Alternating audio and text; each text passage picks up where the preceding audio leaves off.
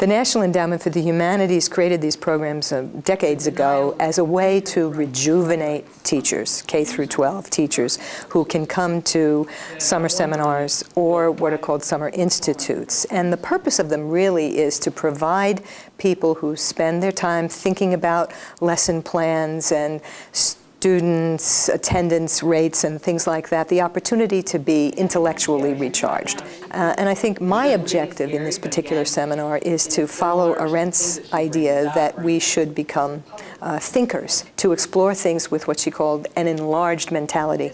And what better way to enlarge your mentality than to bring people from a variety of backgrounds together, reading and touching on complex issues. I taught at San Diego State University for almost a quarter century, and it's been almost as long as that I've been involved with Hannah Arendt in an intellectual conversation about the meaning of her writings. A number of years ago, more than 15 now, when a young woman student of mine was murdered by her boyfriend, and I was then the chair of the Women's Studies Department at San Diego State, I found myself, when I attended the trial of the young man who was indicted and ultimately convicted of her murder, thinking about Arendt again as she considered the problem of evil or the problem of responsibility for the actions that we take.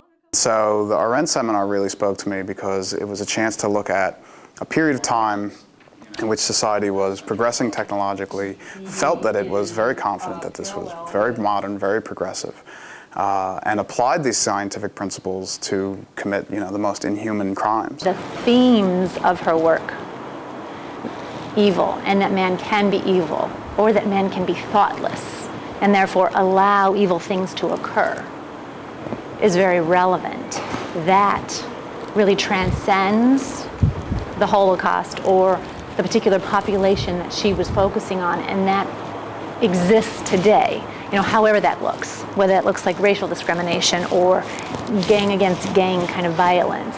They're exploring the ways that they can take these complicated issues about human dignity, tolerance, personal responsibility back into, if not the classroom, then some teacher training modules. So I'm hoping to really develop some ideas around social justice and maybe service learning, and maybe teach my kids or encourage my students to act. But I think one thing that Arendt brings home and that I think students appreciate is that you are responsible for your actions. You have to act. I mean, the students that I teach, the sophomores, the juniors, they're starting to think about entering the world. But the fundamental message of, even in the worst times, there were people who decided to do the right thing, even if it went against their class conceptions, or even if it went against the prevailing norm in the state.